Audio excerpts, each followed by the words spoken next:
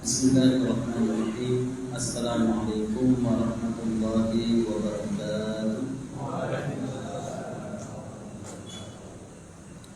Monggo kita buka surah Al-Imran ayat 159.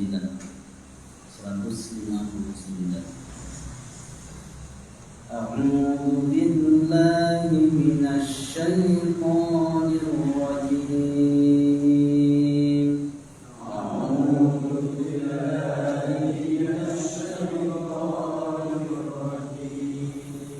Bismillahirrahmanirrahim.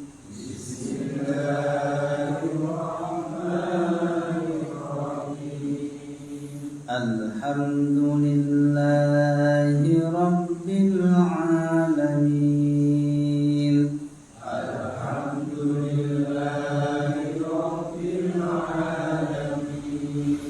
Ar-Rahmanir Rahim. Maliki yaumiddin.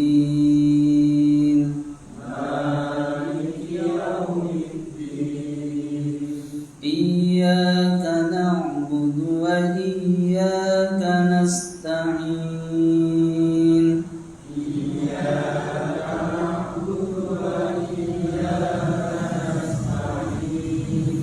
Ihdinas siratal mustaqim.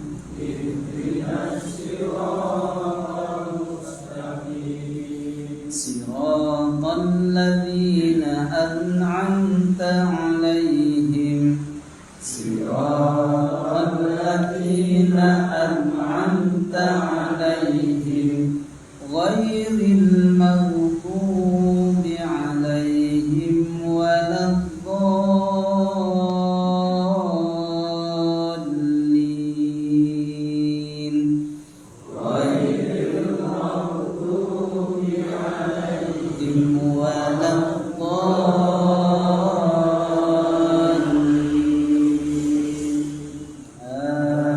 Amin. Fabima rahmatin minallahi linta lahum.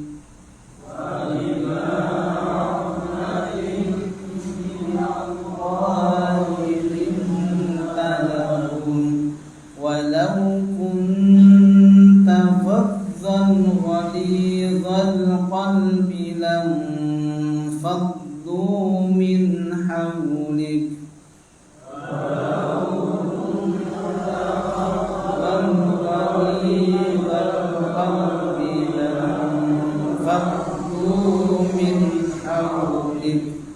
Fa'fu anhum wastaghfir lahum wa shawirhum fil amr. Fa'fu anhum wastaghfir lahum wa shawirhum fil amr. Fa idza azamta fatawakkal 'ala Allah.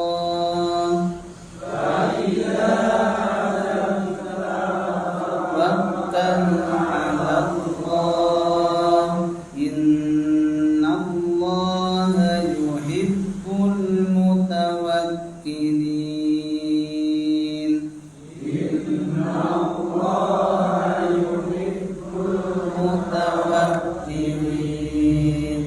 Iyansurkumullahu fala ghaliba lakum.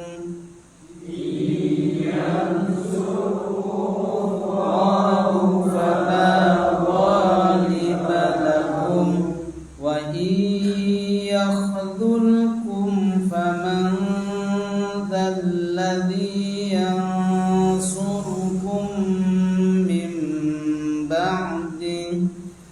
Wa iyakhdzulkum faman dzalladzi yansurukum min ba'di. Wa 'alallahi falyatawakkalul mu'minun.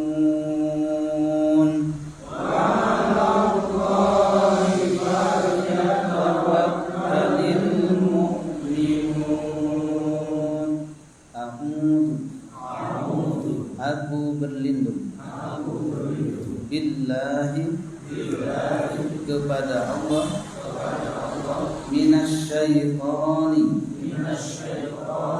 dari godaan syaitan ar-rajim yang terkutuk.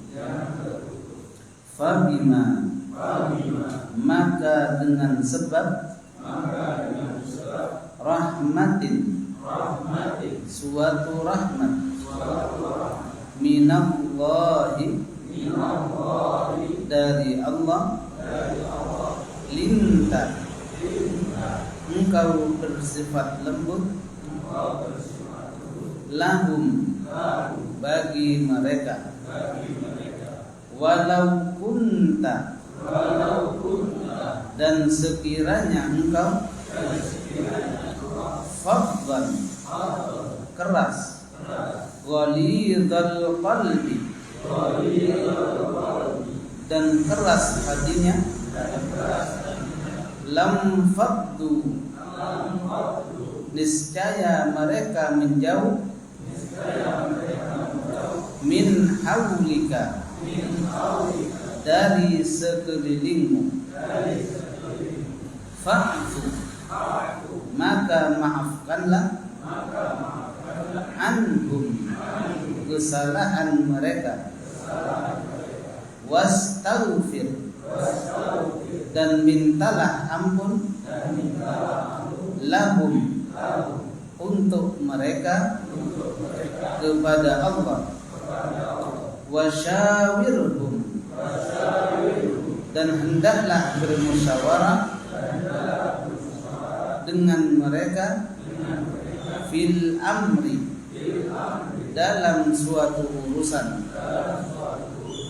Faida maka apabila azamta telah bulat pemikirannya fatawakkal maka hendaklah bertawakal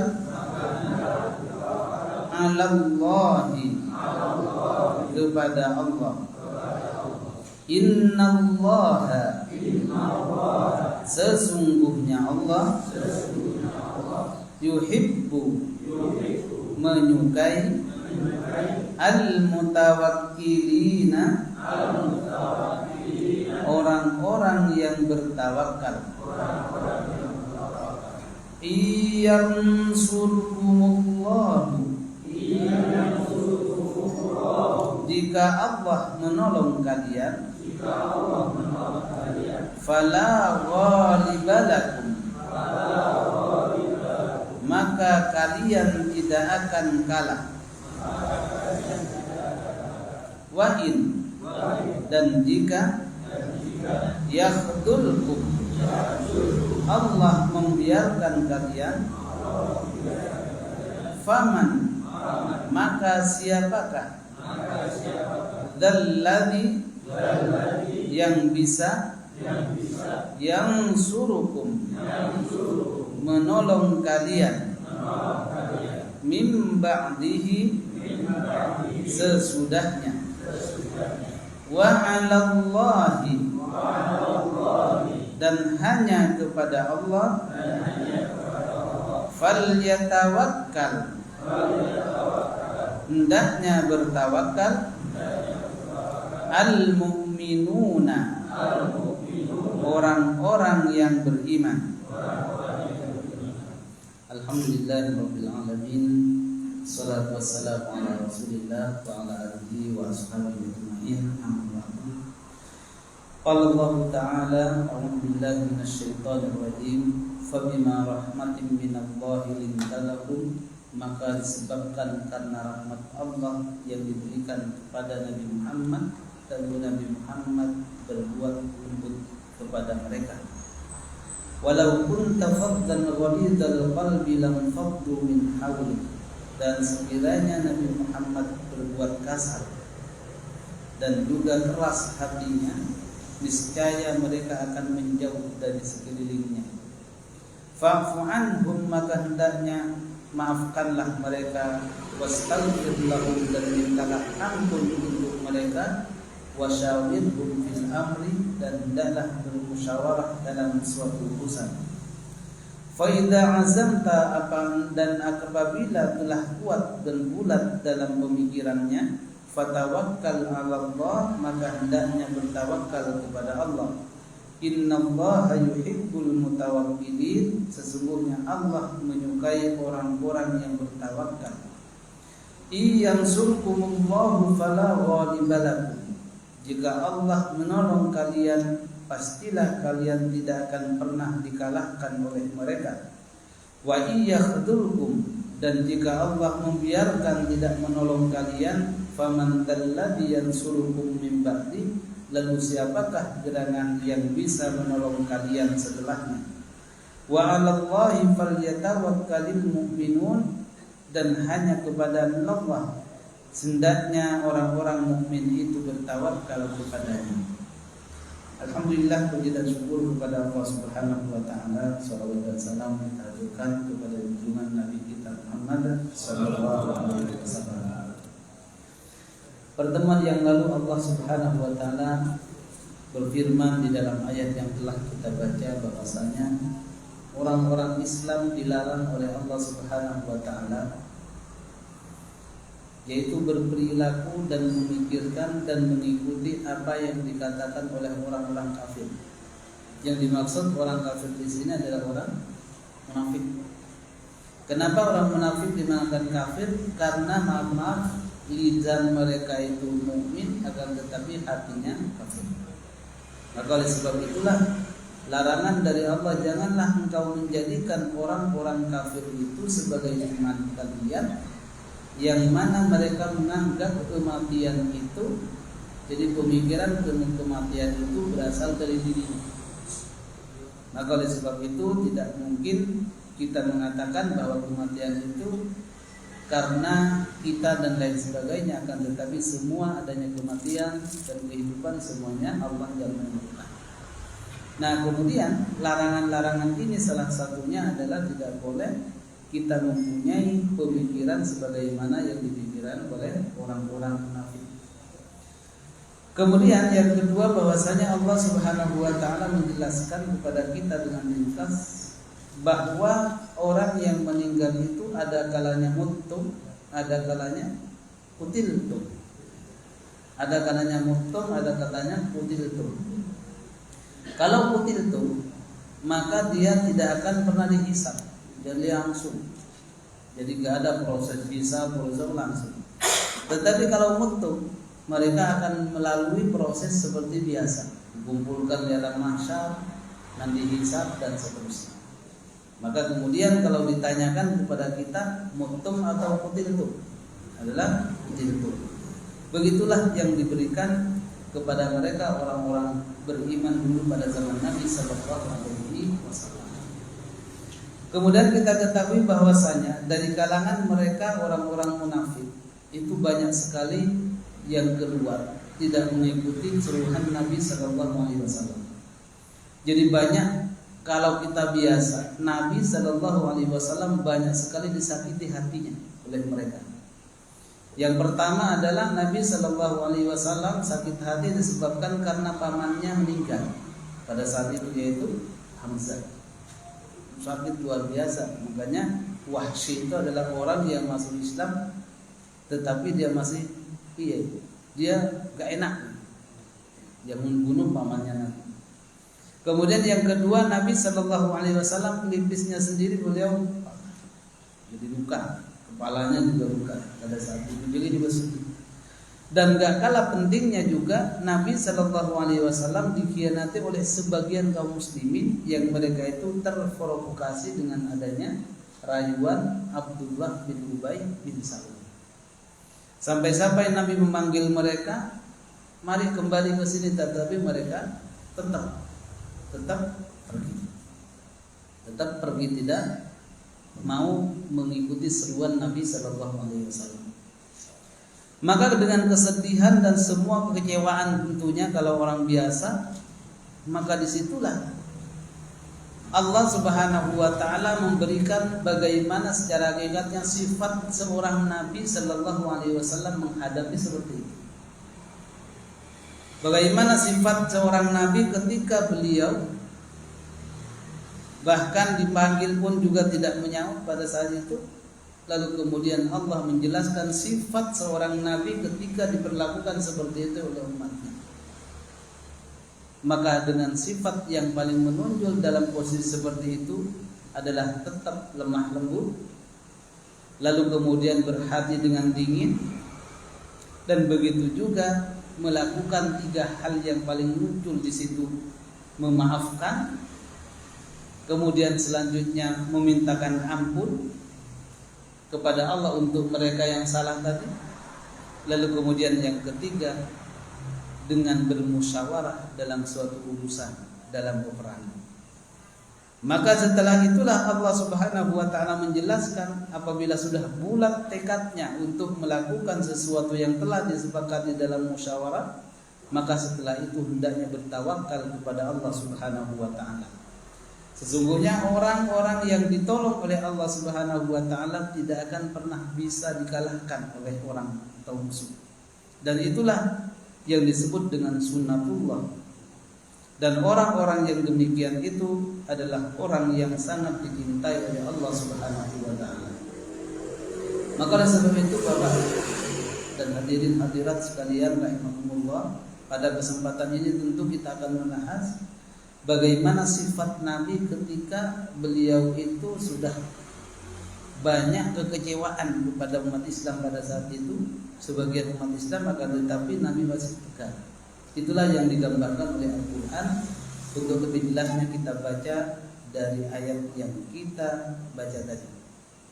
Allah Subhanahu wa taala berfirman, "Fabima rahmatin minallahi lintalah." Maka fa itu berarti tartib. Tartib itu berarti urutan, ada kalimat sebelumnya. Ya, jadi urutan. Jadi bedanya waw dengan fa. Kalau waw itu antara satu dengan yang lain tidak berurutan, seperti Muhammad dan Ahmad. Gak diketahui mana duluan dan mana, boleh jadi Muhammad, boleh jadi Ahmad. Itu waw. Tetapi fa itu menunjukkan tartib. Artinya yang disebut duluan dia duluan, kemudian jatuh setelahnya itu yang kemudian. Seperti contohnya, datang Muhammad lalu Ahmad. Itu fa. Berarti artinya pertama yang datang Muhammad lalu kemudian menyusul Ahmad. Itu bedanya wa dengan fa. Karena sudah ada kode, kita nikmati dulu. Mari kita awali dengan bacaan basmalah. Bismillahirrahmanirrahim.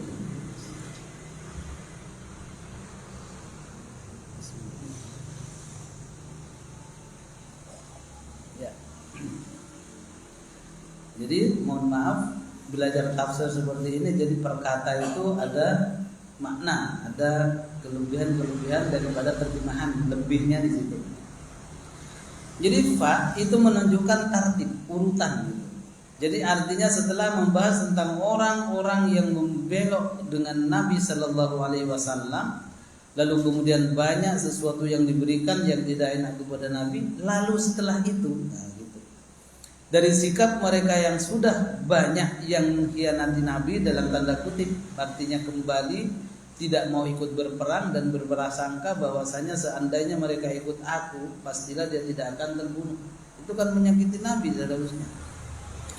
Maka Nabi, apa sikap Nabi? Lalu kemudian fabima rahmatin, maka dengan sebab rahmat Allah. Jadi bima di situ binya itu disebut dengan ba sababiyah. Jadi sebab. Jadi walaupun gak ada tulisan sebab di situ, otomatis terjemahannya sebab. Nah, itulah kalau bahasa Arab disebut dengan ba sababiyah. Maka terjemahannya fabinya, maka bi dengan, disebabkan karena rahmat Allah. Nah, gitu. Kemudian ma-nya di situ disebut dengan ma mausul, artinya yang menghubungkan antara ba dengan rahmat. Ma mausulah namanya. Ma mausul itu adalah ma yang menghubungkan.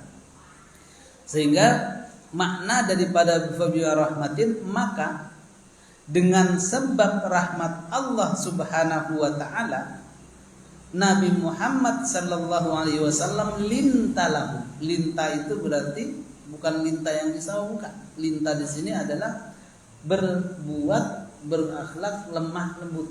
Linta. Sehingga ada bacaan layin, ya kan? Berani lembut seperti bayina. Bayina, maka bayi itu disebutkan layin karena lemas, ya. Linta berarti dari kata itu juga, yang artinya lemah lembut. Ya.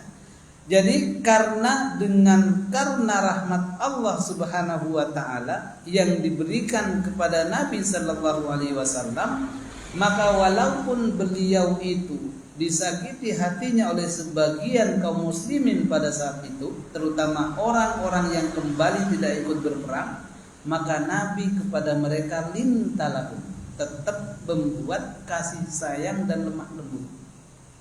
Jadi tidak marah-marah, pulang ngamuk ya enggak. Ya, itu namanya lintalahum. Yang dimaksud lahum di sini adalah mereka yang membelok tadi, yang tidak mau ikut berperang, yang mereka yang dimaksud dengan rahmat. Rahmat itu ziyadatul khair. Jadi kebaikan yang bertambah. Berarti karena dari saking banyaknya rahmat yang Allah berikan kepada Nabi Muhammad, maka dengan rahmat itulah Nabi bisa berbuat lemah lembut kepada orang yang telah menyakiti hati beliau. Ya. Jadi maka dalam tafsir disebutkan bahwa semakin banyak orang itu menjabatkan rahmat, maka semakin baik juga dalam bertutur kata. Jadi kalau ada rahmat, yang dirahmat itu kebaikan yang bertambah gitu. Itu namanya rahmat. Jadi sering kita dengar, oh ini karena rahmat Allah. Nah, rahmat adalah kebaikan yang numpuk kepada kita terus baik, maka jadilah kita jadi lembut. Sebaliknya kalau tidak ada rahmat Allah dalam diri kita, pasti kita suka marah, nah ini salah satu faktor yang menjadikan orang itu marah, sebut ngamuan, itu disebabkan karena rahmat Allah sedikit di diri, kurang banyak. Maka oleh sebab itulah cara mencari rahmat Allah itu dengan mendekatkan diri beribadah mulai yang wajib ataupun yang sunnah, sehingga muncullah nanti rahmat-rahmat Allah yang akan datang.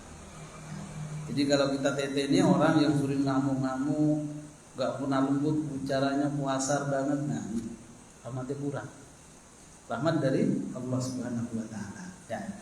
Begitu juga Nabi, kenapa lembut sekali kepada orang yang telah menyakiti. Bahkan kalau seandainya beliau itu marah pun juga wajar.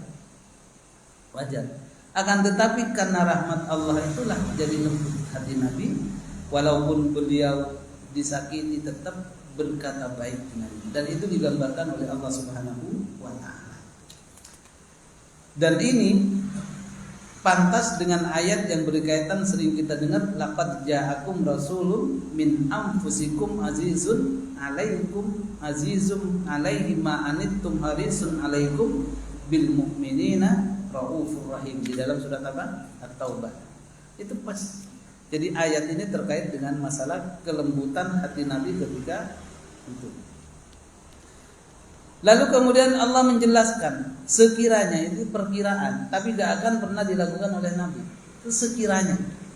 Apa? Walau itu hanya sekiranya, seandainya, gitu. Andai kata. Walau kunta. Jadi setiap ada tata itu menunjukkan kepada Nabi. Ta. Walau kunta, lintakan juga, kunta juga. Walau kunta, sekiranya engkau wahai Nabi, gitu. Faddan, kasar, walidal qalbi, atau keras hatinya kepada mereka, lam faddu min haulik, niscaya mereka itu akan menjauh dari kelilingnya. Nyambung kan? Jadi kalau kita terjemahkan dari awal dengan apa yang telah kita pahami, disebabkan karena rahmat Allah, maka Nabi berbuat lemah lembut kepada orang yang telah menyalahi dirinya. Dan sekiranya Nabi Shallallahu Alaihi Wasallam itu keras dan kasar hatinya, niscaya orang-orang itu akan menjauh dari sekelilingnya. Tapi nyatanya mereka pengen dekat semua. Bahkan yang salah-salah mereka itu pengen dekat dengan Nabi tapi dengan malu. Karena sudah salah. Jadi orang saleh itu biasanya malu sendiri, apalagi kepada Nabi Sallallahu Alaihi Wasallam. Dan maka oleh sebab itulah, karena mereka tidak mungkin Nabi itu melakukan seperti itu, sehingga walaupun mereka itu didiamkan karena merasa salah pada saat itu, tetap pengen dekat dengan Nabi karena kebaikannya. Kalau kita kan beda lagi, sehari 2 hari, baru 2 hari, belum 3 hari. Karena kenapa? Batasnya orang musuhan tidak sapaan itu 3 hari kan. Itu maksudnya bukan kalau 2 hari boleh buka, tapi itu menandakan bahwasanya kalau 3 hari itu adalah tempat waktu kita berpikir gitu. Masa waktu kita itu berintrospeksi, apa sih kesalahan saya? Dan itu kan terjadi bukan hanya dari teman, tapi kadang-kadang juga terjadi dari maaf istri dengan suami gitu tuh. Sama-sama istri. Nah, itu jadi batasnya ternyata apa sih sebenarnya salahku itu apa? Bukan malah aku benar kok. Nah, ini yang angin. Gitu. Maka sehingga disitulah kata Nabi Sallallahu Alaihi Wasallam, orang yang sudah jelas-jelas salah kepada Nabi, tetapi Nabi apa yang dikatakan oleh Allah mengenai dengan sifat Nabi Sallallahu Alaihi Wasallam, ada sifat yang sangat mulia, 3 sifat yang dimiliki oleh Nabi ketika dalam keadaan disakiti oleh orang. Apa yang pertama? Yang pertama, fa'fu anhum, memaafkan. Jadi beliau langsung memaafkan mereka itu. Setelah turunnya ayat ini langsung memaafkan. Jadi kesalahan-kesalahan mereka, kecuali Abdullah bin Ubay bin Salul itu karena dia memang gembongnya dan dia meninggal mati dalam keadaan menjadi orang munafik. Nauzubillah. Jadi sifat yang pertama yang diberikan Nabi kepada mereka, maka fa'fu anhum, memaafkan mereka. Satu, memaafkan. Yang dimaksud dengan memaafkan itu adalah dari kesalahan yang dia lakukan, maka kemudian Nabi sudah memaafkan. Artinya tidak lagi merasa bahwasanya punya dosa kepada Nabi. Karena kalau Nabi tidak memaafkan, mereka juga tidak akan diampuni oleh Allah. Lalu kemudian urutan yang kedua yang disebutkan oleh Allah Subhanahu wa taala yang digambarkan, wastaghfir lahum. Setelah Nabi memaafkan mereka, lalu kemudian mereka pun juga dimintakan ampun kepada Allah. Dimintakan ampun. Karena urutannya gak boleh mintakan ampun dulu. Jadi harus memaafkan dulu karena sangkut pautnya dengan Nabi. Diibaratkan seperti ini. Istri dengan suami. Suami keliru kepada istri atau sebaliknya, istri salah dengan suami. Lalu kemudian istri minta maaf, ya Allah, saya minta ampuni dosa hamba. Hamba telah menyakiti suami. Ya iso. Jalurnya yang pertama harus minta maaf dulu, kemudian suami memaafkan atau istri memaafkan, baru minta kepada Allah. Itu jalurnya seperti itu. Jadi kalau sangkut pautnya dengan seseorang, atau seumpama suami menyakiti istri dengan sekali di tengah pasar, di seneni seumpama, kemudian kan tadi ya Allah maafkan saya, tadi menyakiti istri di pasar. Ya cukup, harus minta maaf dulu kepada istri. Maaf istri, tadi aku keceplosan. Tapi keceplosan kok bolak-balik kan? Maka itulah yang berikutnya. Sehingga kalau sudah leko, ya udah saya maafkan, barulah kepada Allah Subhanahu wa taala. Beda dengan kita, tadi enggak salat zuhur. Lalu maaf Pak, tadi saya enggak salat zuhur, ya raiso juga. Karena itu sangkut pautnya bukan kepada sesama tapi kepada Allah. Gitu kan?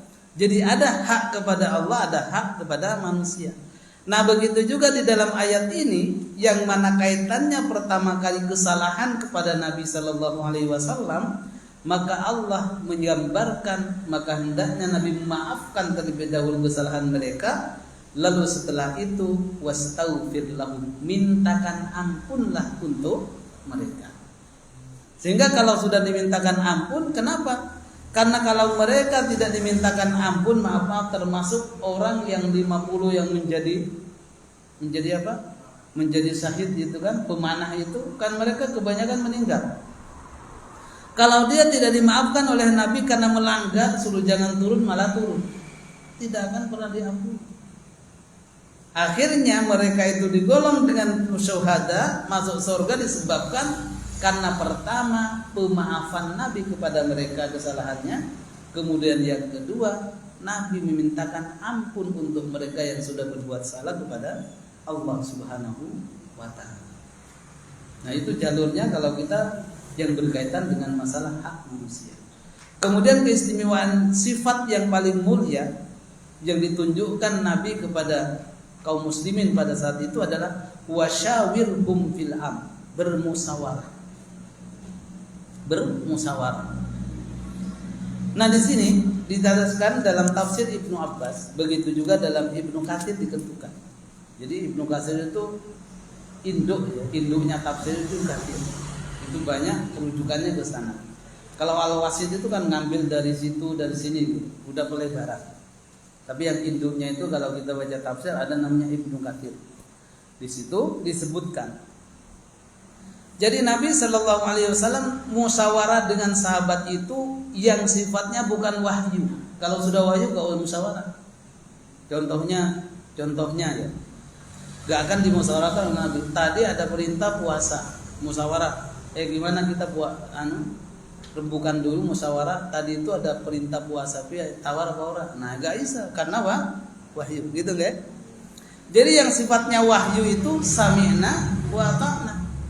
Tidak usah dimusyawarahkan. Yang dimusyawarahkan itu adalah perkara-perkara yang belum ada wahyu atau belum turun pada saat itu. Itulah yang dimusyawarahkan. Sehingga ada 5 musyawarah yang dikatakan musyawarah Nabi Sallallahu Alaihi Wasallam dengan para sahabatnya. Ini contoh bahwasanya pendapat dari orang itu perlu diambil kalau itu belum ada wahyu. Tapi kalau kita kan nggak ada wahyu, ya pendapat berarti harus di voting dulu. Ada 5 paling tidak dan banyak lagi. Yang pertama musyawarah Nabi Sallallahu Alaihi Wasallam dengan para sahabat ketika perang Badar. Itu musyawarah dulu. Apa caranya? Musyawarahnya apa? Bagaimana caranya untuk? Maka musyawarah di situ diputuskan sebelum jatuhnya perang Badar itu hendaknya kafilah yang pulang dari Syam ke Mekah itu di stop. Jadi stopnya itu ditahan. Lalu kemudian semua barang-barangnya dirampas. Bukan dirampas, diambil karena ghanimah. Disebut dengan namanya di Badar. Badar itu kalau dari Madinah itu kurang lebih jaraknya 80 km gitu ya. Yaitu jalan tembus dari Syam ke Mekah pada saat itu. Jadi musyawarahnya diterima dari kesepakatan bahwasanya caranya untuk kita berperang itu cegat aja mereka. Jadi ditahan semuanya. Akhirnya barulah mereka setelah dicegat, mereka mengabarkan ke Mekah bahwa Nabi Muhammad mencegah mereka sehingga datang pasukan. Sehingga berjumlah berapa? 1000 orang. Sementara dari kalangan muslim berapa? 300 pada saat itu kan. Itu dicegat. Ini hasil musyawarah dengan para sahabat. Itu yang pertama. Berarti musyawarahnya Nabi dengan para sahabat tentang bagaimana menaklukkan di dalam perang Badar. Itu pada tahun berapa? Lali. Nah, ya weh. Tahun kedua Hijriah. Nah, tahun kedua Hijriah. Itu. Kemudian musyawarah yang kedua. Musyawarah yang kedua adalah pada perang Uhud. Musyawarah juga perang kedua. Apa musyawarahnya? Kita mau keluar dari kota Madinah atau kita nunggu di dalam, kan itu kemarin dalam tafsirnya. Itu musyawarah. Lalu di situ nyantol. Setelah ada musyawarah seperti itu, kemudian Abdullah bin Ubay bin Salul ini ada kesempatan. Nah, berarti kalau gitu usulkan aja, gak usah keluar katanya. Akhirnya karena yang usulkan itu gak masuk akal, alasannya biar aman katanya, yaitu Abdullah bin Ubay bin Salul, dia gak didengerin. Akhirnya Nabi Sallallahu Alaihi Wasallam pada waktu salat asar kemudian pakai pakaian perang, berarti sudah siap berperang. Akhirnya berangkatlah keluar kota Madinah yang disebut dengan Uhud. Jadi arahnya itu kurang lebih 5 km dari kota Madinah. Di situ. Itu kan musyawarah pada saat itu. Kemudian yang ketiga, musyawarah tentang perang Khandaq. Perang Uhud tadi tahun berapa? Tahun ketiga Hijriah. Ya. Itu sekaligus ini mencakup sejarah juga. Kemudian pada perang Khandaq, perang Khandaq itu disebut dengan perang Ahzab. Dan itu terjadi pada tahun ke-5 Hijriah. Yang mana pada saat itu, Nabi bermusyawarah dengan para sahabatnya bagaimana kalau kita gak usah perang saja. Akan tetapi kita ngasih aja upeti kepada mereka. Nah, itu musyawarahnya. Kemudian ada dua yang nentang, dua Said yang nentang. Satu namanya Said bin Mu'ad, yang kedua Said bin Ubadah. Ini sahabat Nabi yang gagah-gagah. Wah, gak setuju katanya. Dan setelah gak setuju gitu diikuti oleh Nabi. Alasannya apa? Karena kalau demikian kita nanti akan kalah. Sudah. Dan dalam perang ini, perang Khandaq ini, juga ada dua musyawarah yang diputuskan. Yang kedua adalah bagaimana mengusulkan apa yang harus diperbuat ketika saat perang Badar, perang Khandaq. Maka ada usulan dari namanya Salman Al-Farisi, ya tahu, yang sering dengar, yang mana dia ada Persia, lalu kemudian mengusulkan untuk mengalahkan musuh itu tidak usah kita berperang pakai pedang, akan tetapi pakai cara. Jadi sekeliling kota Madinah itu di kali parit namanya. Maka Khandaq itu namanya parit. Sehingga kalau kita ke kota Madinah itu karena ditunjukkan di sini ada ini Khandaq katanya. Ya kan? Iya aja walaupun belum. Nah, dan di situ ada namanya Khandaq, artinya parit yang dibangun oleh Salman Al-Farisi. Jadi semuanya kerja bakti menjelang perang itu untuk berkeliling kota Madinah yang luas seperti itu digali parit. Yang mana paritnya itu seluas yang mana dia kalau meloncat itu gak bisa tembus sehingga cemplung gitu. Ya, dari luasnya. Sekarang kalau kita ke Uhud itu kan pulang ke Madinahnya itu akan melewati namanya Khandaq. Itu akan dianukan. Di situ ada namanya Masjid Sabah, ada Masjid 7. Dan disitulah Khandaq ditentukan. Akhirnya benar. Ternyata tanpa harus menunduk, tanpa mengeluarkan pedang, mereka itu kedinginan, kepanasan di luar akhirnya pulang. Matang. Udah sampai enggak? Karena mau masuk ke Madinah gak bisa karena ada parit. Dan itulah strategi yang dulu Salman Al-Farisi ketika membuat perang ketika di Persia. Itu diterima oleh Nabi Sallallahu Alaihi Wasallam. Itu kan dengan bentuk musyawarah. Jadi penting musyawarah itu penting dalam masalah suatu urusan yang bukan berkaitan dengan wahyu. Tapi kalau takmil sama musyawarah kita bilang nanti salat jamaah Isya diadakan apa enggak? Enggak Isya karena itu wahyu, gitu. Tapi kalau pembentukan panitia kurban musyawarah karena itu bukan bentuknya wahyu. Itu yang kedua. Kemudian yang keberapa? Yang keempat. Yang keempat musyawarah dalam bai'atul ridwan. Tadi apa perang Khandaq itu tahun berapa? 5 tahun Hijriah. Kemudian bai'atul ridwan, perjanjian Hudaybiyah namanya. Perjanjian Hudaybiyah sering dengar tak? Perjanjian Hudaybiyah itu terjadi pada tahun 6 Hijriah. Yang mana pada saat itu Nabi mengumpulkan jamaah umrah pada saat itu dipimpin langsung oleh Nabi sallallahu alaihi wasallam. Ada yang mengatakan tahun ke-6, ada yang mengatakan tahun ke-7. Yang jelas salah satunya. Ketika berangkat semuanya pakai kain ihram, setelah nyampe di Hudaybiyah kemudian dicegat oleh orang-orang Quraisy. Pokoknya enggak boleh ke Mekah. Kata Nabi sallallahu alaihi wasallam musyawarah dengan mereka, apa kata mereka? Sebaiknya kita serang aja. Nah, ini terutama umat. Kita musyawarah, disitulah muncul pendapat yang diambil oleh Nabi sallallahu alaihi wasallam adalah pendapat Abu Bakar. Apa kata Abu Bakar? Kita itu tujuannya ke Mekah bukan untuk berperang, tetapi tujuannya untuk umrah. Maka oleh sebab itu gak pantas kalau kita itu berperang dalam kondisi seperti ini karena tujuannya bukan berperang. Oleh sebab itulah kita, tapi diajarkan oleh Nabi, sebaliknya tidak, kita menulislah bai'atul ridwan, perjanjian Hudaybiyah yang disebut dengan perjanjian perjanjian terbesar pada saat itu.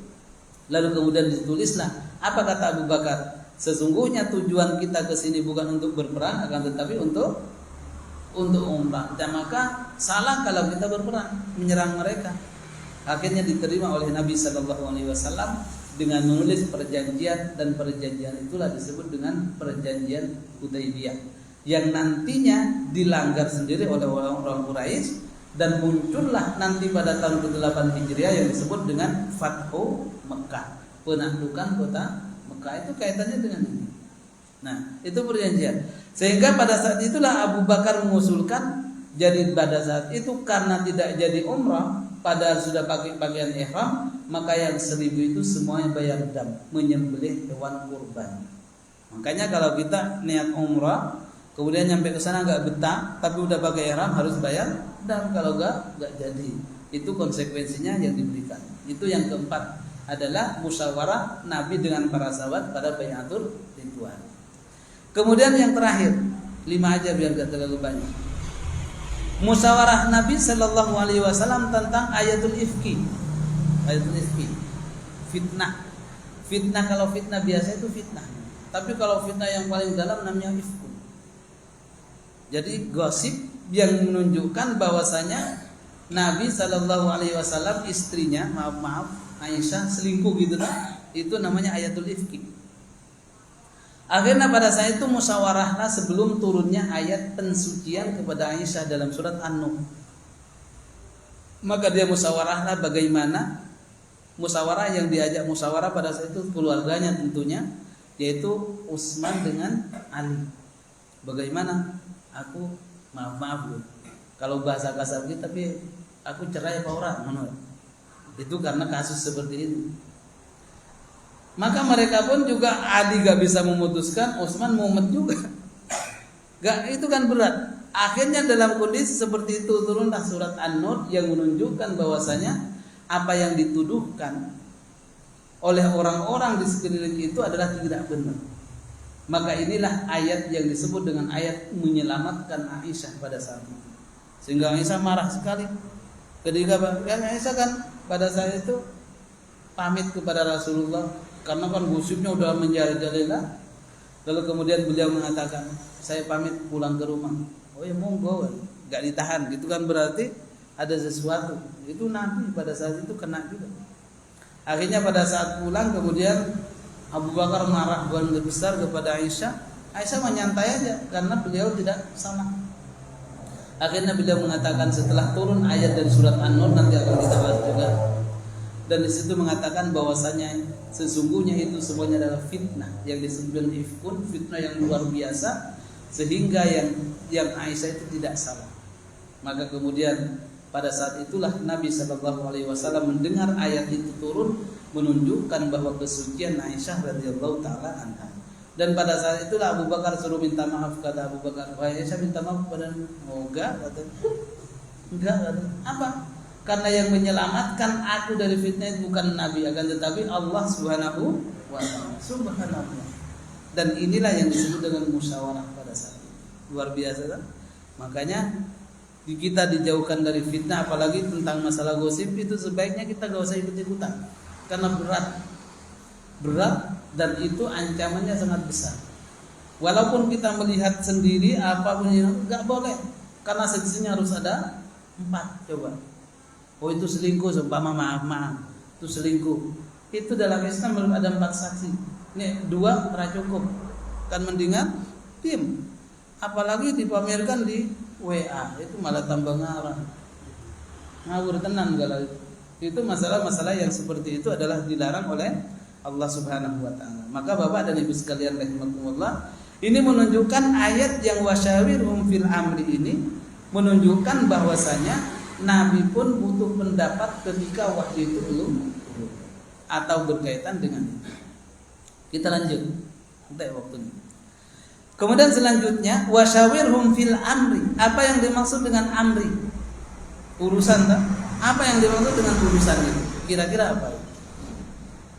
Nah, jadi disinilah tahu kita ketika membaca tafsir, yang dimaksud dengan al-amru di sini adalah perang. Jadi kata Allah Subhanahu wa taala, maka mintalah, maudilah maaf kepada mereka lalu kemudian minta ampunlah untuk mereka kepada Allah, lalu kemudian bermusyawarah dengan mereka untuk menentukan peperangan. Nah itu untuk menentukan peperangan. Maksudnya apa yang harus dipakai, strateginya bagaimana, itu yang harus dimusyawarahkan. Bukan masalah wahyu atau masalah kewajiban.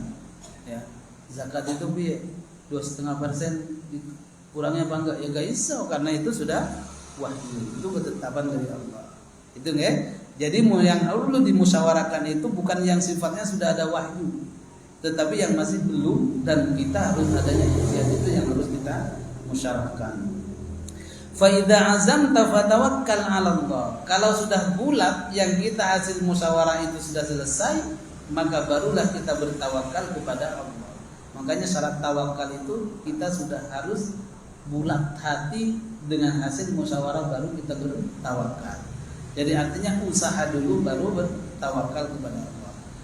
Kemudian Allah Subhanahu wa taala berfirman, "In yansurkumullahu fala ghaliba. Sesungguhnya orang-orang yang ditolong oleh Allah Subhanahu wa taala, fala ghaliba, maka tidak akan ada mereka itu menang untuk berperang atau melawan musuh Allah. Jadi musuh-musuh Allah itu kalau dia adanya hamba Allah itu ditolong oleh Allah, maka musuhnya tidak akan pernah mengalahkan. Apapun bentuknya. Kemarin kan sudah disinggung bahwasanya kematian dan kemenangan semuanya Allah. Walaupun orang-orang kafir mengatakan seandainya. Jadi akidah atau keyakinan seandainya itu adalah orang kafir pemikirannya. Seperti contohnya, seandainya gak kemana-mana kan kamu gak jatuh. Nah ini tetap seandainya kita itu gak kemana-mana, tetap nanti akan ada jalan untuk ke sana sehingga jatuh. Itu udah pasti. Itu yang disebut dengan keimanan dan keyakinan yang dimiliki oleh orang-orang. Lalu kemudian ditutup oleh Allah Subhanahu wa taala tentang pertolongan ini, wa 'alallahi falyatawakkalul mu'minun. Jadi tawakal itu didua kalikan disebabkan karena pentingnya setelah kita usaha itu pasrahkanlah kepada Allah. Jadi Allah lah yang menentukan tentang apa yang terjadi kepada kita semua.